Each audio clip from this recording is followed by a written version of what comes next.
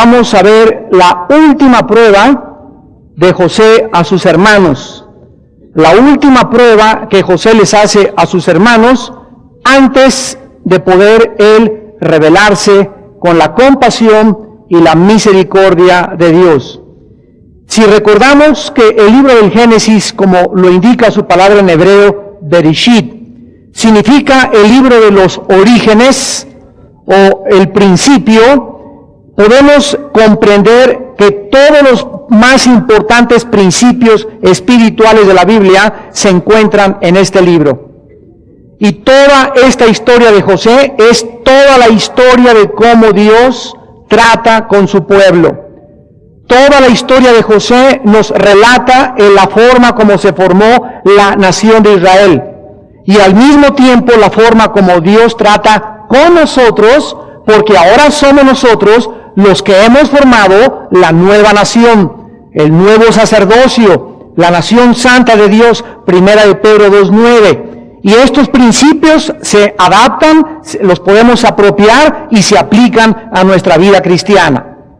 En esta noche vamos a hacer algunas preguntas que son las que pasaban por la mente de José para irnos adentrando profundamente en este tema. ¿Qué tan leal eres tú a tu familia, a tu esposa y a tus hijos, a tus padres, a tus hermanos en la fe? ¿Se ha fortalecido cada vez tu lealtad más y más en los últimos meses o en los últimos años hacia los miembros de tu familia? ¿Estás cada día más cerca de tu esposa? Contéstalo sinceramente. ¿Estás cada día más cerca de tu esposa y sientes que amas a tu esposo y a tu esposa cada día más? ¿Tienes cada vez más oportunidades de tener contacto con tus hijos? ¿De tener comunión con tus hijos? ¿O has debilitado a tu familia por tu deslealtad, tu frialdad, tu falta de compañerismo y tu negligencia? Tal vez estás aquí en tu ministerio y la Biblia y tomando estudios y diplomado, bla, bla, bla, bla. Sin embargo, tu familia la tienes abandonada. Y cuando nosotros comenzamos a perder el balance y a olvidarnos que a Dios no le importan los sacrificios, ni cuánto aprendas de teología, sino que le interesa más tu relación con tus hermanos, con tus familiares, en tu matrimonio, con tus padres, con tus hijos, entonces vas a comenzar a conocer a Dios. ¿Cuánto dolor le has causado a tu familia? Todas estas preguntas se hacía José acerca de sus hermanos. ¿Por qué él anhelaba que sus hermanos pudieran volver otra vez a reagruparse y a entender que hasta que él no viera las reacciones entre ellos, de lealtad entre ellos, y de perdón entre ellos, y de comprensión entre ellos, él no podía quitarse el disfraz y quitarse su personalidad y manifestarle y decirles, yo soy José? Y de la misma forma, Dios se oculta ante nosotros. Y muchas veces llegamos a Dios, Padre, te pido que me contestes esto, y te pido por aquello, y Dios está velado a nosotros, está escondido a nosotros, y Él no se va a revelar a mi vida hasta que Él me vea que yo estoy cumpliendo en mi familia. Y cuando Dios te ve que tú en tu familia comienzas a ser el sacerdote de tu casa, la mujer de tu casa, un hijo fiel, un hijo amoroso, un hijo obediente a tus padres, vas a comenzar a venir a la Biblia y Dios ya no va a estar velado a ti, se va a revelar a tu corazón. Pero Él no puede revelarse, no puede mostrarnos su compasión, su misericordia. No podemos sentir su presencia hasta que no hagamos la paz dentro de nuestra propia familia. José necesitaba ver esto en sus hermanos. Si habían desarrollado, y repito, como se encuentra en el libro del Génesis, es importantísimo que entendamos, porque parecerían cosas pequeñas. No, a Dios le importa más si me voy hasta las 4 de la mañana a predicar allá a los drogadictos, y si voy a los prostíbulos, y si me sacrifico en esto, y si me estudio teología, y creemos que son las cosas que le interesan a Dios, pero a Dios le interesan las cosas pequeñas. Porque el que es fiel en las cosas pequeñas, es fiel en las cosas grandotas. Entonces, si no entiendes que no eres tú el que pones los términos y la forma en adorar a Dios y cómo vas a agradar a Dios, sino que Él nos muestra que amemos a nuestro prójimo como a nosotros mismos, porque es el segundo y más grande mandamiento, entonces nunca podremos caminar con Dios. Porque vamos a tratar de hacerlo a nuestra manera. ¿Habrían ya los hermanos de José comprendido que eran la familia escogida por Dios para mantenerse unidos con un propósito para sus vidas? ¿Hemos comprendido nosotros como la familia que somos todos en esta iglesia y todos los hermanos en el mundo entero? ¿Hemos comprendido la importancia que existe de no transarnos entre nosotros? ¿Has comprendido que es importante que te encuentres aquí en una relación adecuada con todos los miembros de la iglesia? ¿Has entendido que si tienes un problema con un hermano, lo tienes que arreglar y aprender a perdonarlo y a soportarlo como Cristo amó la iglesia para que Cristo te pueda verdaderamente abrir su corazón y revelarse a tu vida? ¿Has comprendido esto? Como dice 1 Corintios 12:25, ustedes deben de evitar la desavenencia en el cuerpo, y versículo 27, porque ustedes son el cuerpo de Jesucristo. Entonces yo no puedo de ninguna manera buscar bendiciones de Dios si no tengo una relación horizontal, correcta, limpia, íntegra, honesta con mis hermanos, para que mi relación vertical con Dios pueda ser de bendición. Y continuamente Jesucristo, lo vamos a ver al final, nos mandó con ese mensaje: ámense los unos a los otros, para que el mundo crea que son mis discípulos. Vamos pues en los primeros 5 versículos del capítulo 44 de Génesis a ver esta prueba que José usa para fortalecerlos y probarlos a sus hermanos. Desde luego, mandó José al mayordomo de su casa diciendo: llena de alimento los costales de estos varones cuanto puedan llevar, y pon en él dinero de cada uno en la boca de su costal, y pondrás mi copa, la copa de plata, en la boca del costal del menor con el dinero de su trigo. Y él hizo como dijo José. Venida la mañana, los hombres fueron despedidos con sus asnos. Habiendo ellos salido de la ciudad, de la que aún no se habían alejado, dijo José a su mayordomo: levántate y sigue a esos hombres, y cuando los alcances, diles: ¿por qué habéis vuelto mal por bien? ¿Por qué habéis robado mi copa de plata? ¿No es esta en la que bebe mi señor y por la que suele adivinar? Habéis hecho mal en lo que hicisteis. Vamos a ver, en primer lugar, que una marca de lealtad es entre nosotros probarnos. Es una marca de lealtad probarnos entre nosotros. Tú tienes una oficina o tienes una compañía y llega un hermano de la iglesia: hermano, soy Brody. Bueno, está bien que seas Brody, pero el hecho que seas mi hermano en Cristo no te voy a poner de gerente en mi fábrica. Porque si tú llegas y no te conozco y no tienes referencias, te voy a probar. Y no es pecado, ni es malo tampoco probar a mi hijo.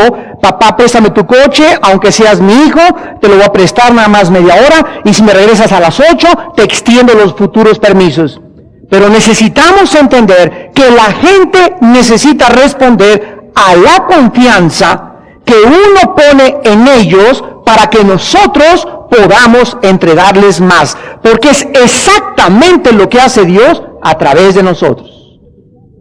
Dios nunca nos va a entregar más de su herencia ni de las bendiciones que Él tiene si en lo poco en lo que nos ha puesto no hemos sido encontrados fieles. Todas las pruebas que les hizo José a sus hermanos habían sido sin duda guiadas por la sabiduría de Dios. José era un hombre que estaba guiado totalmente por el Espíritu de Dios. Sus hermanos le habían vendido 20 años atrás, sin ningún sentimiento, ningún remordimiento, ni de conciencia. Habían sido hombres malos, habían sido hombres rudos, violentos, mentirosos, engañadores, egoístas, orgullosos e insensibles de las cosas espirituales. Y era este grupo de angelitos los que iban a fundar la nación más grande de la historia, la nación de Dios. Miren ustedes, analizando la vida de cada uno de los hijos de Jacob, de las tribus de Israel, ¿quiénes eran cada uno de ellos? Eran puro caso, de veras, para el psiquiatra. Eran puro caso, pero de veras para la araña. Eran puro caso para la revista La Alarma. Eran puros casos verdaderamente que cualquier persona, desde la perspectiva humana, los hubiera desechado. A esos escogió Dios para fundar una nación y a través de los cuales, a través de ellos vendría la semilla del Mesías. Y cuando vemos a los apóstoles que escogió Jesucristo, lo mismo, unos eran de Veracruz porque de cada 5 palabras, 8 eran groserías. Les llamaban los hijos del trueno. Pedro terco como una piedra. Otros, ¿verdad?, peleándose quién va a ser primero en el reino de los cielos. El otro agarra 30 monedas de plata y traiciona a su maestro. Todos absolutamente eran puros casos.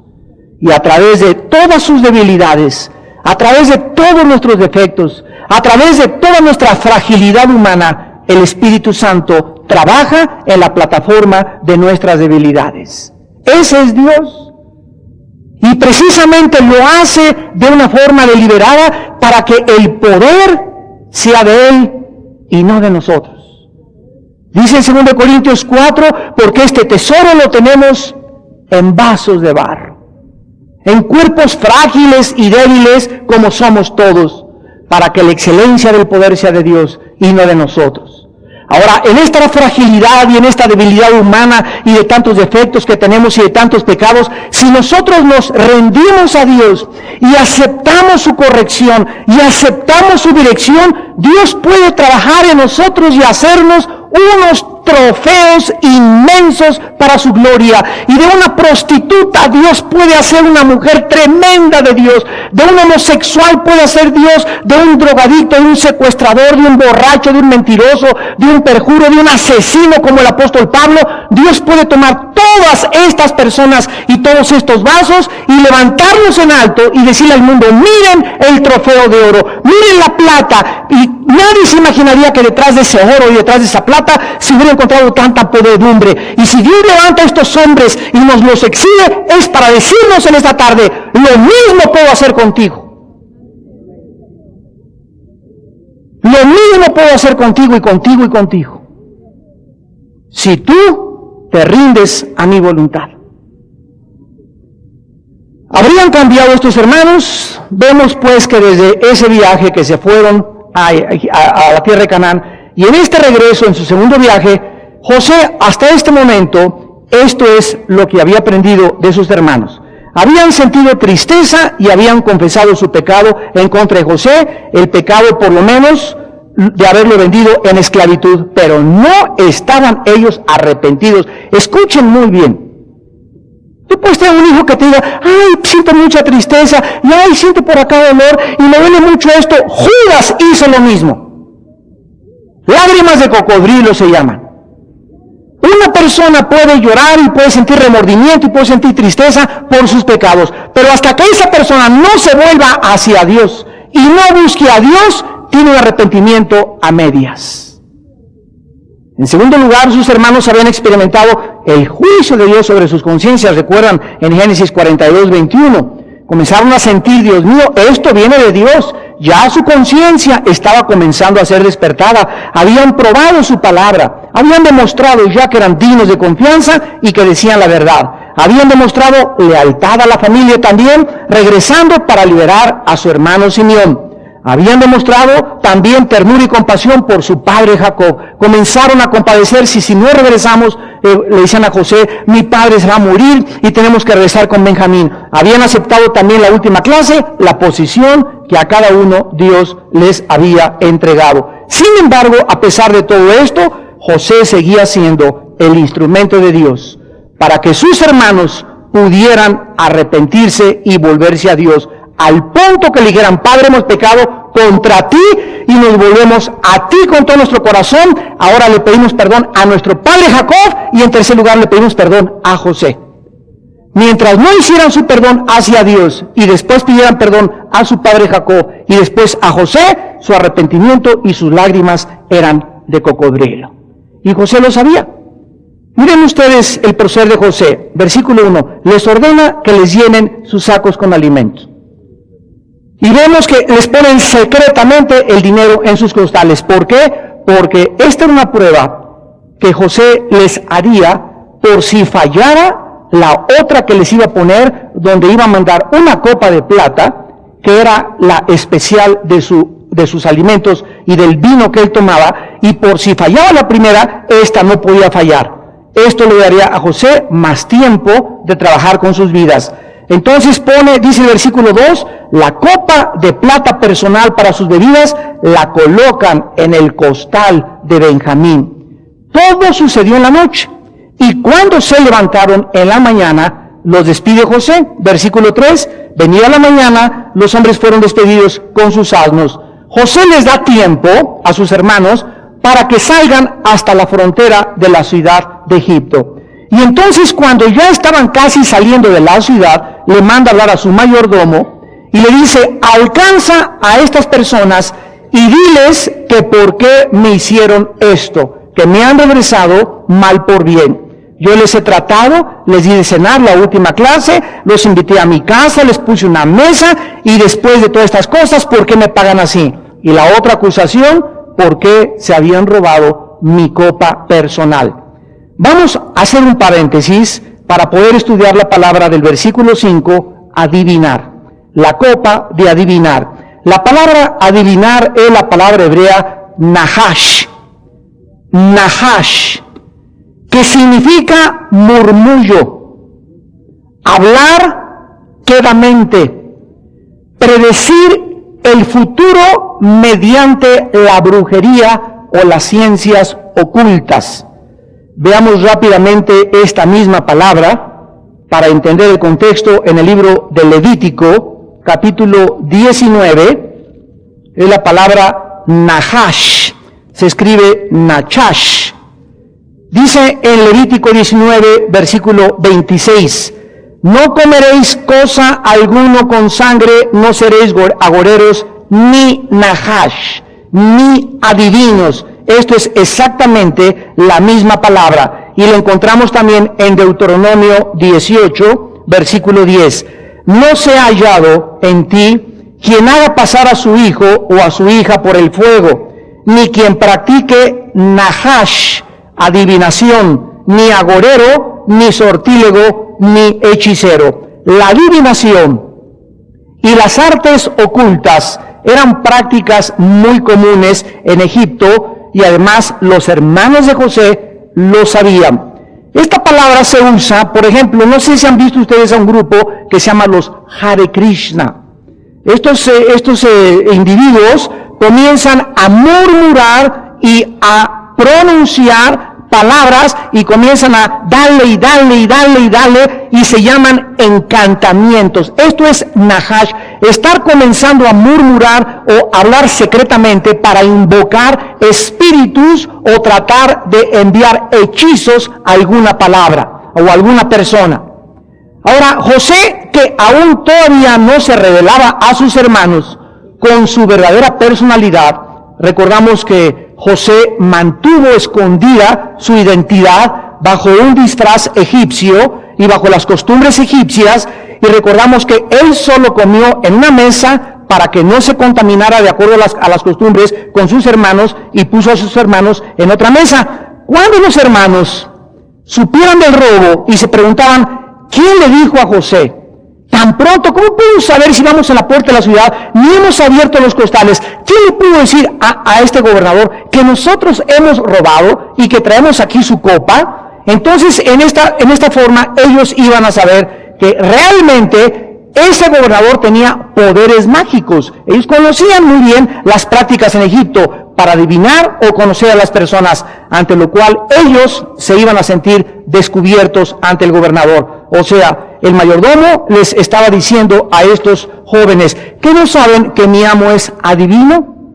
O sea, ustedes no lo pueden engañar, ustedes son los ladrones, mi amo es un adivino y él sabe perfectamente bien lo que traen aquí dentro de sus copas.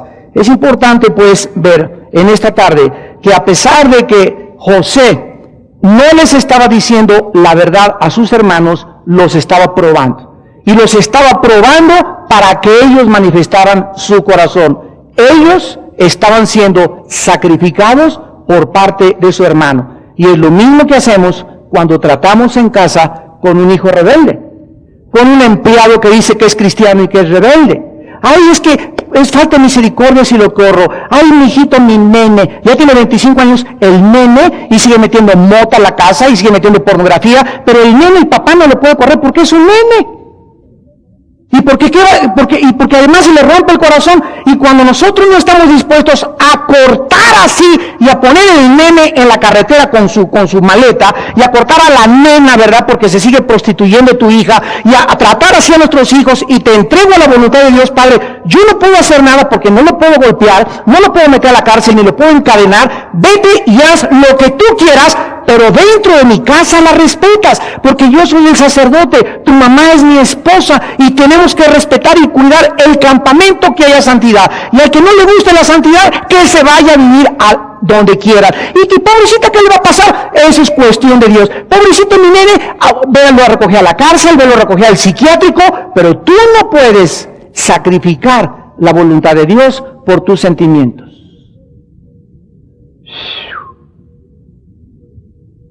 Abraham, dame a Isaac.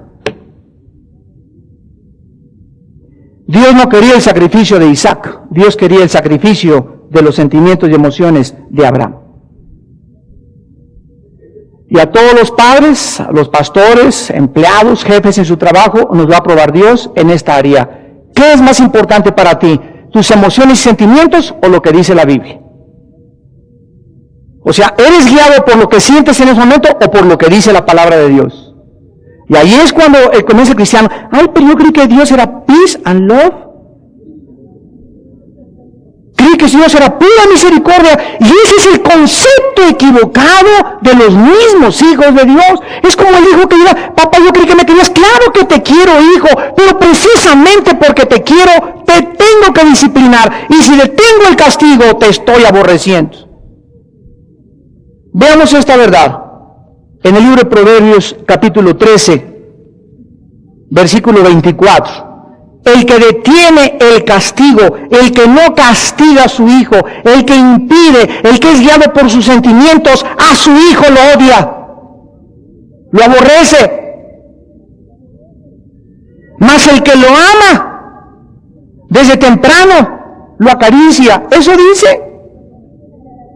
Desde temprano lo corrige. Y hay dos formas de corregir, Hebreos 12.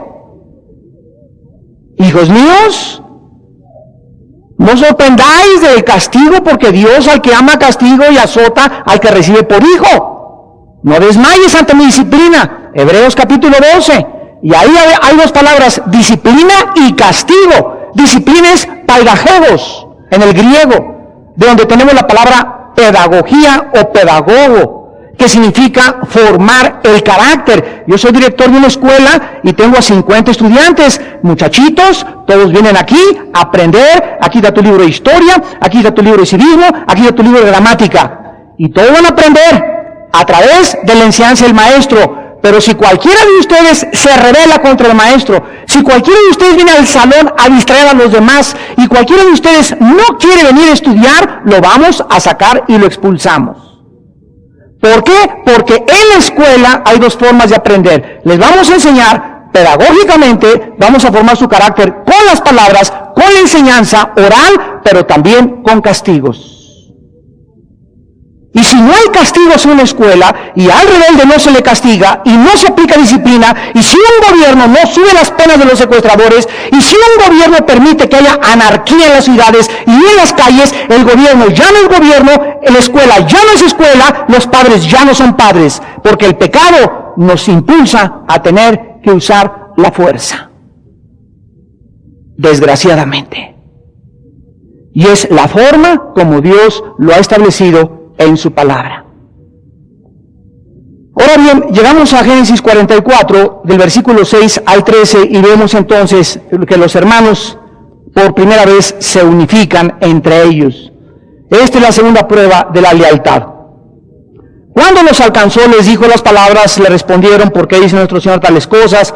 Nunca tal hagan sus siervos. Versículo 8.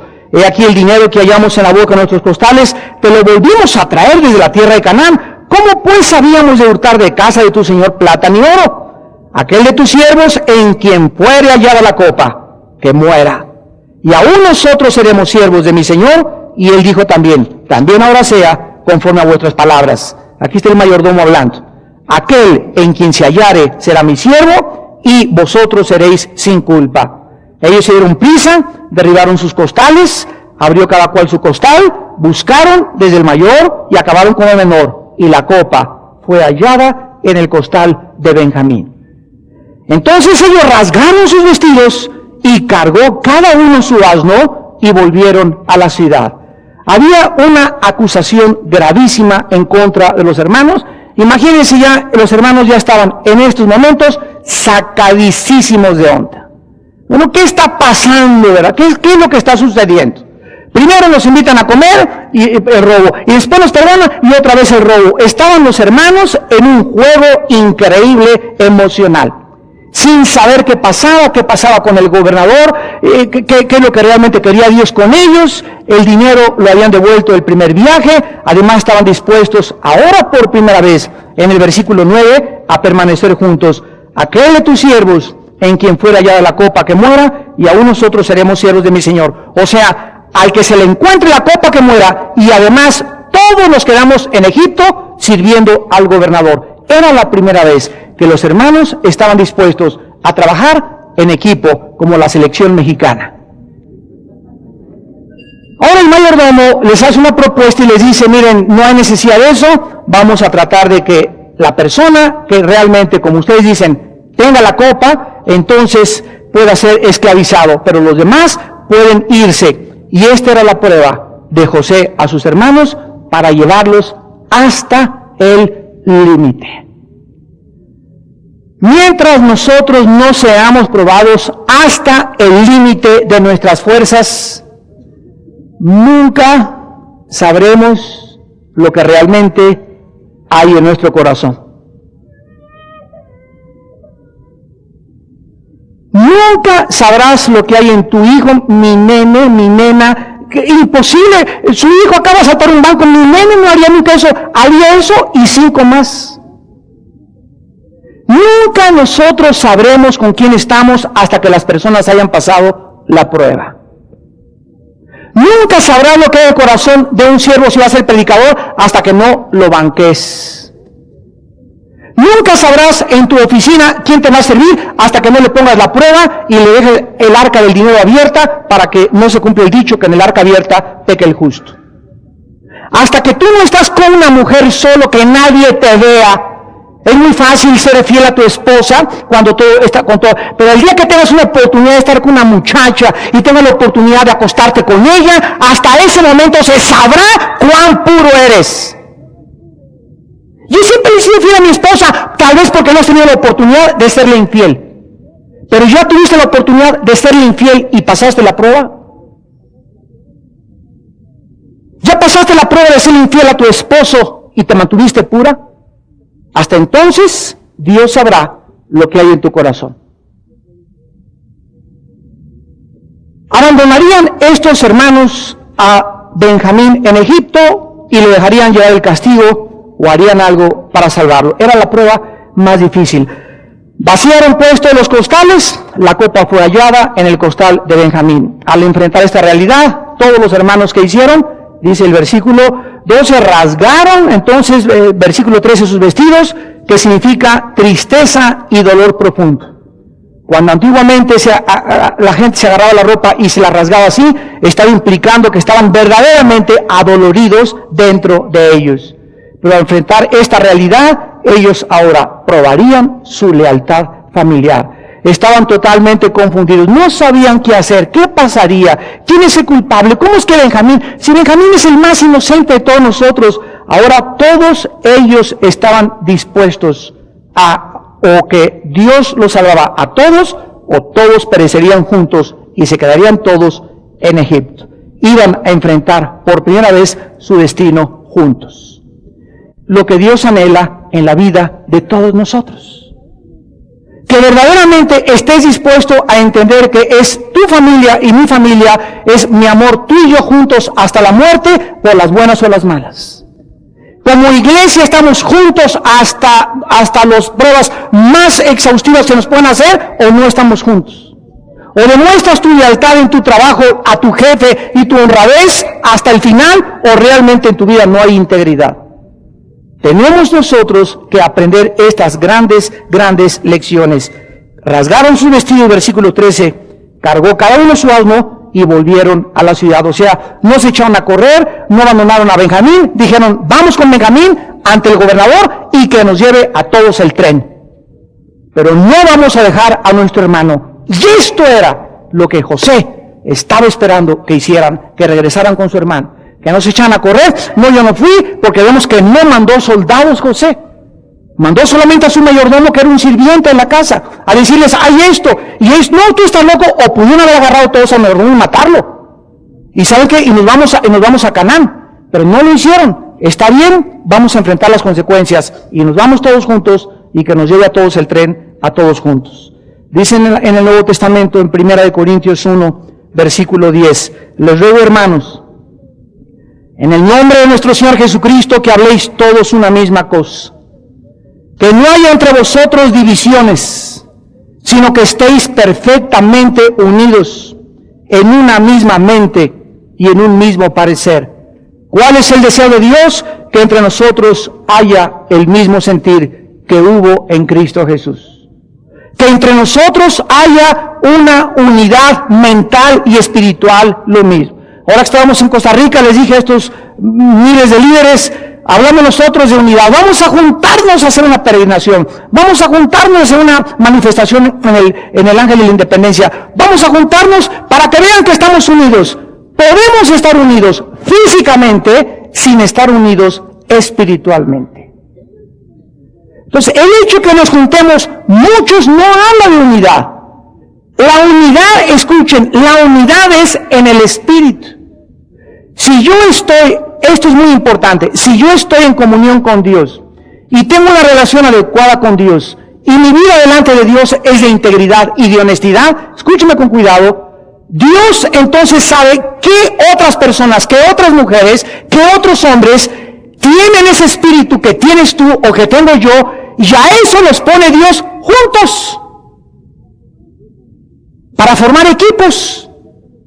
Por eso dice la Biblia que lo espiritual atrae a lo espiritual, lo carnal atrae a lo carnal. Los carnales se sienten atraídos por los carnales. Los que les gusta el reventón se juntan con los que les gusta el reventón. Las muchachas que se acuestan de fornicación tienen amigas que son fornicarias. Los amigos que fuman mota se juntan con los que fuman mota. Dime con quién andas y te diré quién eres.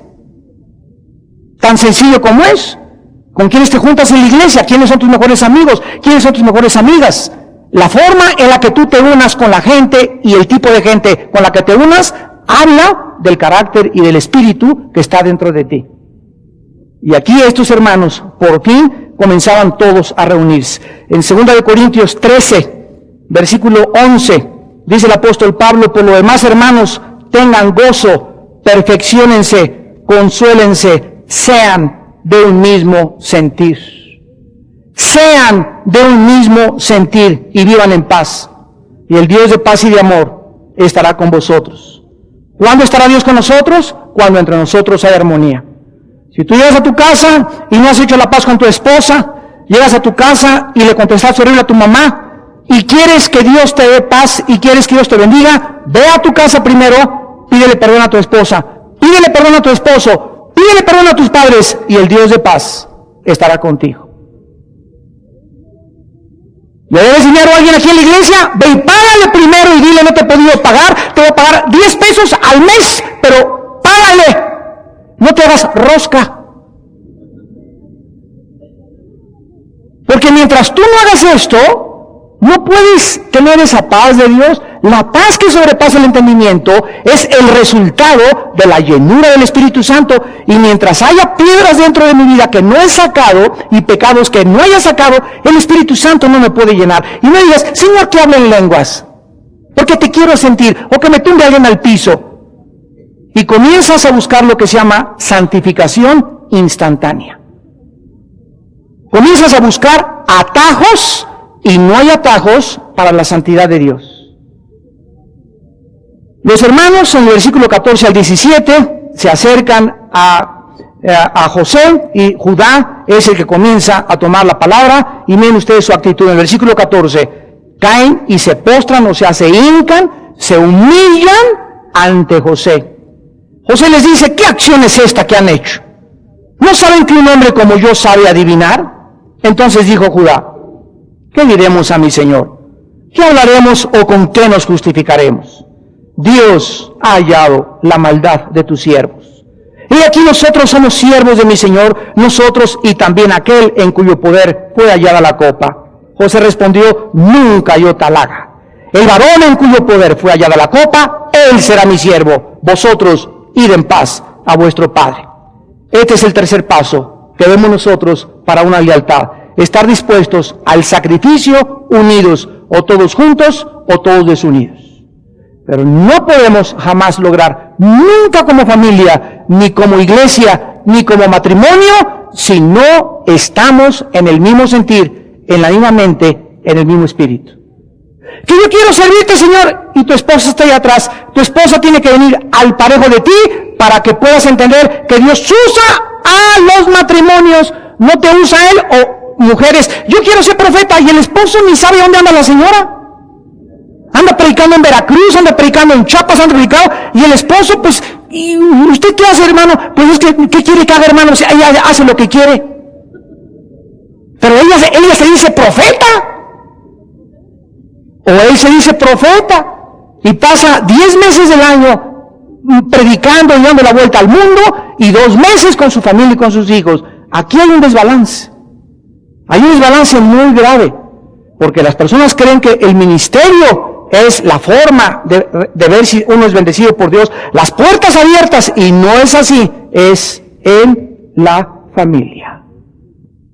La familia es el gimnasio del hogar, el gimnasio de tu casa. Ahí es donde Dios entrena a todos sus guerreros. 20 años atrás los hermanos fracasaron, vendieron a José, no lo mataron porque las circunstancias se los impidieron, y nunca le habían confesado el pecado a nadie hasta este momento. Ahora necesitaban ellos enfrentar y confesar todo delante de Dios. Observen ustedes lo que sucede cuando comienzan a confrontar a José. Se acercan a José, caen de rodillas, y él les acusa, versículo 15, que se robaron su copa. Les acusa de ser ignorantes de los poderes que él tenía. Les decía que él tenía poder para adivinar las cosas, y para que pudieran ellos darse cuenta de que él tenía el conocimiento de quién hacía bien y quién hacía mal. Entonces, ¿cómo creían que se iban a salir con la suya? O sea, nos estaba arrinconando al máximo. Esto también nos enseña que José usó la copa con un solo propósito: infundirles temor a sus hermanos. Desde luego que José no era divino ni era brujo, que comunión hay entre la luz y las tinieblas, era un hombre de Dios. Pero como todo el mundo en Egipto estaba acostumbrado a eso, cuando le dijeron, el gobernador tiene una copa, y es la copa con la que adivinan los gobernantes, para que se asustaran y dijeran, realmente el gobernador sabe todas nuestras vidas. Y ellos comenzaron a pensar, a lo mejor también sabe que nosotros matamos hace 20 años a nuestro hermano. Obviamente José no practicaba la adivinación. Y ahora veamos la gloriosa conversión y la lealtad de toda la familia. Versículo 16. Dijo Judá, ¿qué diremos a mi señor? ¿Qué podemos hablar? ¿Con qué nos vamos a justificar? Dios ha hallado la maldad de tus siervos. Ahora nosotros somos esclavos, somos siervos de ti, Señor. Le decían a José, nosotros y aquel en cuyo poder fue hallada la copa. Dios ha hallado la maldad de sus siervos. No solo el pecado de Benjamín, sino el de todos eran culpables. Mi hermano tenía la copa en su costal, pero queremos decirte, todos aquí delante de ti, te lo decimos, todos somos culpables. Y ahora sabemos que Dios nos está castigando. Él se refería al pecado que hace 20 años cometieron contra la persona de José, cuando le vendieron como esclavo. Fíjense su declaración clara, Dios los hacía culpables, número uno. Número dos, su confesión, eran culpables del pecado, su arrepentimiento, estaban listos ahora para hacer la voluntad de Dios. Si es posible, nos quedamos aquí como esclavos en Egipto, hemos pecado, se ha hallado maldad en nosotros, ya no podemos luchar contra nuestro destino, aun cuando tengamos que ser castigados por ello. Judá declaraba que los hermanos creían en Dios, número uno. Número dos, confesaban su maldad. Y número tres, estaban arrepentidos de su pecado. Son los tres ingredientes para la salvación de cualquier alma humana. Mientras tú no reconozcas como el hijo pródigo, mis pecados son contra el cielo. Dos, sácalos, escúpelos, confiésalos, dilos. Lo tienes que decir, he hecho esto, lo tienes que decir a Dios, aunque sea en silencio. Padre, le pegué a mi esposa, he fornicado, he abortado, he robado. Lo tienes que decir, no, Padre, te pido que perdones mis múltiples pecados. Tienes que decírselos. Porque una confesión así no tiene ninguna validez delante de Dios. ¿Por qué? Porque la palabra confesar, en el griego es la palabra homologeo, que significa ponerme de acuerdo con Dios, que lo que Él le llama pecado, yo le llamo pecado. Entonces, Dios le llama pecado que me encuentre un clip aquí en la congregación. Por cierto, aquí hay un alambrito, un pescadito ya. Cualquier cosa que yo me encuentre, nada de que vénganos a tu reino. Una pluma, pues quién sabe quién será. Una Biblia, y me hace a mí falta la Biblia. Dios le llama pecado que tú te eches a la bolsa o te lleves cualquier cosa que no la hayas tú comprado o no te la hayan regalado. No es tuya y basta. Y llevártela y apropiártela es como expropiar. Nada de que, no hermano, es que no estoy robando, la estoy expropiando. Te la estás robando. Y hasta que tú no le llames a eso robar, entonces Dios no te puede perdonar. ¿Me van siguiendo? Dios Jesucristo dijo en Mateo 5, si tú ves una mujer para codiciar con ella, y tú sabes en esta tarde que tienes a una mujer, o a tu secretario, o a una muchacha, o a otro hombre, que has pensado en él más de 2 o 3 veces, y has tenido pensamientos lasciviosos, hasta que tú no digas a Dios, Padre, estos pensamientos son pecados, y esta mujer, este hombre tiene que salir de mi mente, hasta que tú no lo hagas, Dios no te perdona.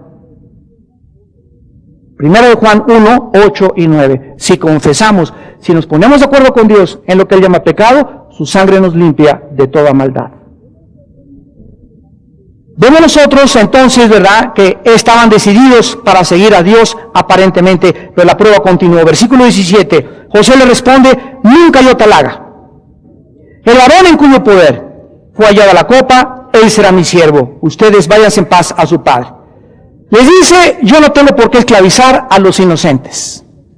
Benjamín es el único culpable. Este muchachito se queda aquí en Egipto, en la cárcel o como esclavo. Ustedes váyanse allá. Regresen a todos, menos el ladrón sospechoso, Benjamín. ¿Cuántas veces también todos nosotros como familia necesitamos tener la misma actitud de perdón y de saber que, Señor, todos somos culpables? ¿Se acuerdan ustedes en Josué 7? Cuando Acán se roba un manto babilónico, y entonces llega Dios y le dice a Josué, párate, ¿para qué estás ahí? Ay, Señor, ahorita no es tiempo de orar, ahorita es tiempo de sacar al perverso de la iglesia, ahorita es tiempo de sacar a ese fornicario, a ese adulto, a esa persona, ese cínico, a esa mujer que nada más viene aquí a alborotar el gallinero. No se puede, hasta que no lo saquen, no los puedo yo bendecir. Y Josué se queda espantado, pero no eres peace and love, no eres misericordia. Hasta que no saquen a él y a su familia de la iglesia, no puedo bendecir el campamento de Israel. Mi campamento tiene que haber santidad. ¿Ven por qué los pastores necesitamos estar atentos a los problemas de la iglesia? Porque se nos meten por todos lados, por aquí, ¿verdad? Se meten así unas cuazacuatas así grandotas, unas cascabelotas, boas, arañas, alacranes. ¿Ustedes creen que todos somos ovejitas? Aquí hay cada lobo que no se imaginan. Pero cuando oramos a Dios, los ventanilla el Espíritu Santo, ya sabemos que ese Señor tiene 4 amantes, hermano, y ya tiene aquí 1 año en la iglesia, y el domingo está santo, santo, santo, y lo único que tenemos que hacer es, ¿sabes qué? Don Pancho o Juan Camaney, como te llames, te queremos ayudar, deja a ese amante, sea fiel a tu esposa, y los pastores estamos para ayudarte. Pero si ese hombre se pasa de listo, si esa mujer está chisme, y divide los grupos a donde ella se junta, nos tenemos que sacar. ¿Por qué? Porque así la manda la palabra de Dios. Tiene que haber orden y disciplina en la casa de Dios por el beneficio de todos los demás. Y si no, a nosotros Dios nos juzga. Y lo mismo que en tu casa. Tienes un hijo que está muele a tus hermanos y le trae pornografía a tu hermanito que es más chiquito. Es un perverso tu hijo. Tú tienes que actuar drásticamente con ese hijo para que no te contamine a tu hermanito y a tu otro hijito. Y si no lo haces, va a infectar a los demás. Tu sentimentalismo te evita, ya lo vimos al principio, que castigues a tu hijo y que le pongas un remedio drástico. Y si no lo haces, el castigo abarcará y envenenará a toda tu familia. Y finalmente, vemos nosotros que José, con una actitud de firmeza, aquí se queda Benjamín, Judá interviene, versículo 18, hasta el 34, hasta el final, y comienza a decirle a José, mira José, tú tuviste interés por nosotros, versículo 19 al 20. Tú sabes que te hablamos que tenemos un padre viejo, cansado, en Canaán, con 2 hijos más. Uno se murió y el otro, ¿verdad?, que tuvo en su vejez, que es Benjamín, al que tú quieres que se quede en Egipto, lo ama profundamente. Las demandas que tú tienes de que trajéramos a Benjamín, lo hicimos, trajimos a Benjamín de Canaán para probar que te dijimos la verdad. Versículo 21. Te hemos traído a Benjamín con el riesgo de que nuestro padre se muriera. Porque nos dijo nuestro padre, si no me traen a mi Benjamín y lo dejan en Egipto, ya son 2 hijos que he perdido. A uno que lo despedazaron las fieras, tal vez, y a otro Benjamín. Si no me lo traen, me voy a morir. Le dijeron también que él había insistido en que lo trajeran y que jamás podrían tener alimento si no traían a Benjamín. También le dicen a José, versículo 24, la forma como le hablaron a su padre cuando ellos llegaron y José les dijo que le contaran la verdad. José no sabía estos hechos. José no sabía cuando ellos se fueron a Canaán lo que sucedió con Jacob y lo que le contaron a su padre. Y hasta ahorita José en este momento estaba oyendo todo lo que sus hermanos y lo que había sucedido en la casa con su padre y con Jacob. Le dijeron, versículo 25, cómo tuvieron la necesidad de más alimentos. Versículo 26, de qué manera las demandas del gobernador les decía, ¿saben qué? Benjamín, papá, tenemos que traerlo a Egipto. La manera como respondió Jacob, versículo 27 y 28, les dijo, vosotros sabéis que 2 de mis hijos me dio a luz mi mujer. El uno salió de mi presencia y pienso de cierto que fue despedazado, hasta ahora no lo he visto. Y el temor de Jacob, de que si no regresaba Benjamín, se iría a la tumba. Versículo 29. Y si tomáis también a este de delante de mí y le acontece algún desastre, haréis descender mis canas con dolor al Sheol. Judá le cuenta su grande preocupación. Versículo 30. Ahora pues, cuando vuelva yo a tu siervo, mi padre, si el joven no va conmigo, como su vida está ligada a la vida de él, sucederá que cuando no vea al joven, morirá. Y tus siervos harán descender las canas de tu siervo, nuestro padre, al Sheol. La grande preocupación de Judá, ¿quién era ahora? Acuérdense, él era el portavoz de todos sus hermanos. Ahora, lo que más les interesaba, ahí estaban enfrente de José, hincados, llorando, avergonzados, con la conciencia culpable. Gobernador, le decían, señor gobernador, nos interesa, por favor, hágalo por nuestro padre se puede morir. ¿Cómo había Dios cambiado el corazón de estos muchachos? Cuando hace 20 años no les importó llevarle a su padre la túnica de colores ensangrentada de José y decirle, a tu Pepito se lo comió por ahí una puma, un tigre del campo. Sin ningún remordimiento y ninguna conciencia. Y 20 años duraron con ese corazón. Mira lo que puede hacer Dios por tu hijo. Si alguno de ustedes tiene un hijo así, es que usted no sabe lo que es mi hija, ya lleva 40 años así, es que tú no sabes, aquí hay 20 años que los jóvenes mantuvieron este corazón y hasta los 20 años Dios los quebrantó por las oraciones tuyas y de tu esposa. Tu papá, tu mamá, tu esposo, tu esposa pueden cambiar. Esa dureza, ese engaño, esa perversión, nadie más que el Espíritu Santo lo puede cambiar. Porque Él es el único que cambia a las personas. Nosotros tenemos que cumplir. Yo no puedo cambiar a mi hijo ni a mi hija. Yo no puedo hacerlo, sobre todo cuando ya están grandes. De ahí no los puedes amarrar ni meter. Ya solamente es entregarlos a Dios y seguir orando, y seguir orando, y seguir orando, y no vean las circunstancias. Pues me dicen que está peor, me dicen que he hecho estas cosas. No desmayes, no te desanimes. Salmo 112, la generación de los justos será bendita. Isaías, Dios peleará tu pleito y le quitará el botín al valiente.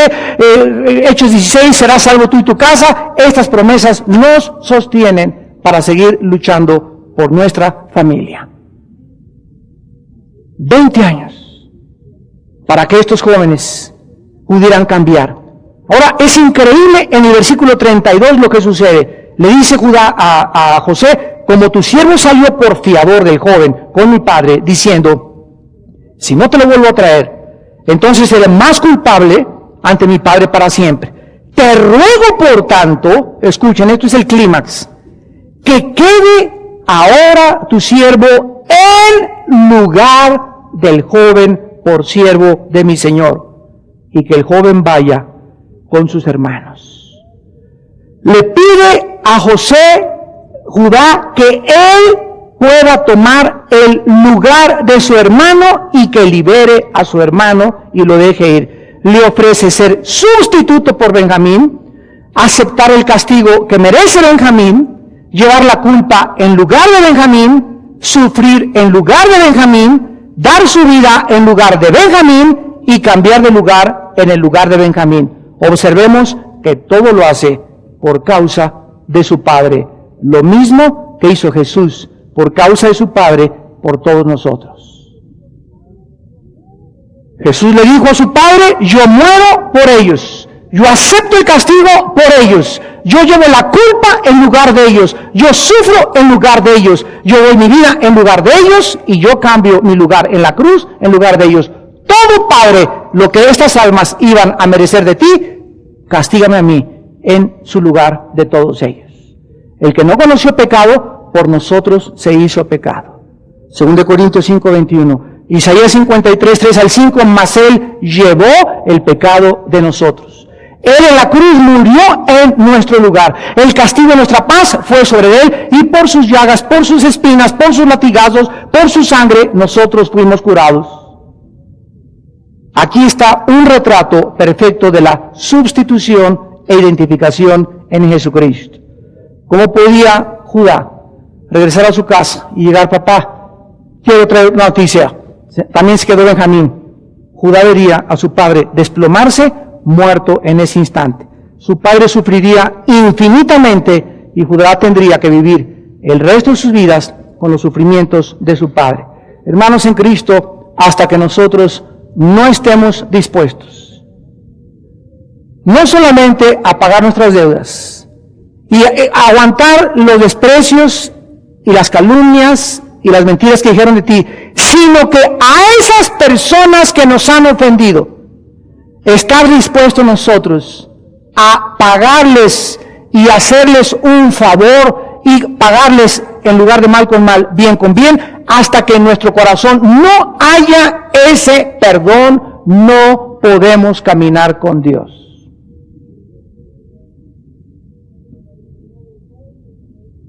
Un mandamiento nuevo os doy, que os améis los unos a los otros. Juan 13, 34 al 35.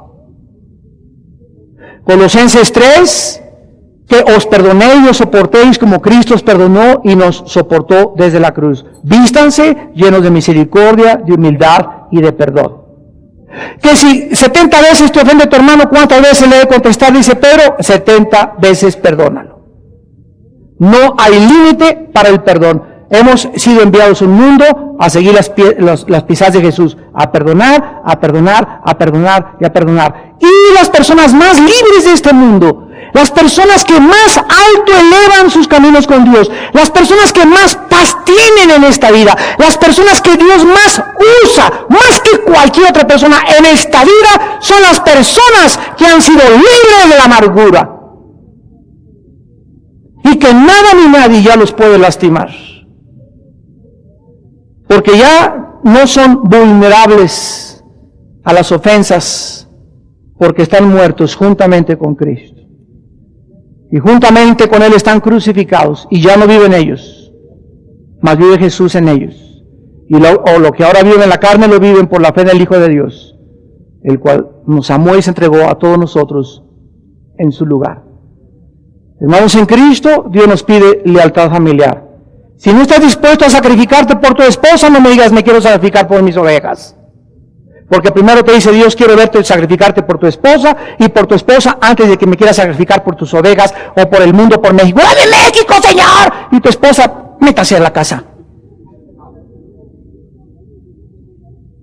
Quiero ser un evangelista y quiero ser predicador y quiero graduarme, hermano, y estudiar en los mejores seminarios. Ve primero con tus padres y respétalos y honralos y somete. Pero ¿qué te colocas a mi padre? ¿Qué injusto es? Sométete a tu padre. Y ante esas injusticias, Dios está trabajando con tu carácter para humillar tu rebelión que traes en tu corazón. Y si no comprendemos en esta noche esta lealtad que necesitamos primero demostrar, ¿qué va a pasar? Dios no se va a quitar su cobertura. Dios seguirá ocultándose ante nosotros. Y Señor, no me contestas, y leo la Biblia y no lo entiendo, porque Dios está oculto bajo otro velo. Y el velo te es quitado cuando te conviertas a Cristo y cuando hagas lo que Él quiere que tú hagas en esta noche. Que comiences a recordar que la familia es el tesoro más grande que Dios nos ha dado. Y cuando Dios vea tu lealtad a tu familia, a tu matrimonio y a tus hijos, Dios te sacará las piedras preciosas y lo que esté escondido en esta palabra, porque has comprendido que es más importante hacer su voluntad que cualquier sacrificio que pudiéramos hacer.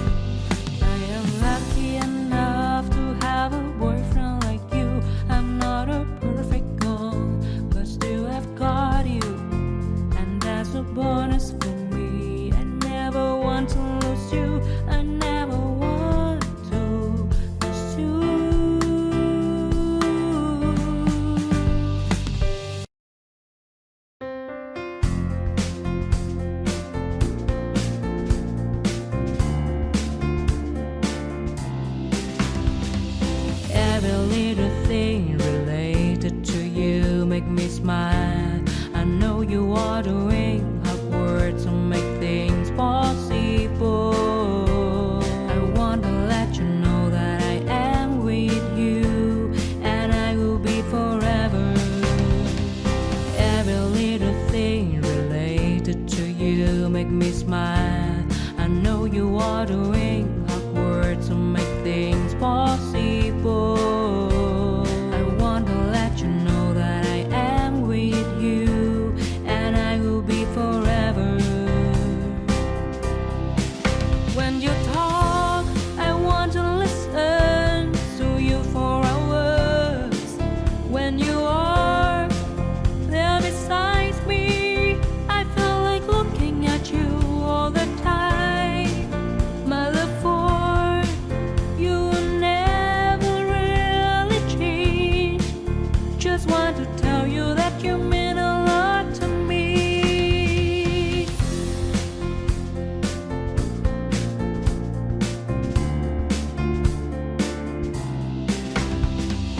Every little thing related to you make me smile. I know you are doing hard work to make things possible. I want to let you know that I am with you, and I will be forever. Every little thing related to you make me smile. I know you are doing hard work to make things possible. I want to let you know that I am with you, and I will be forever.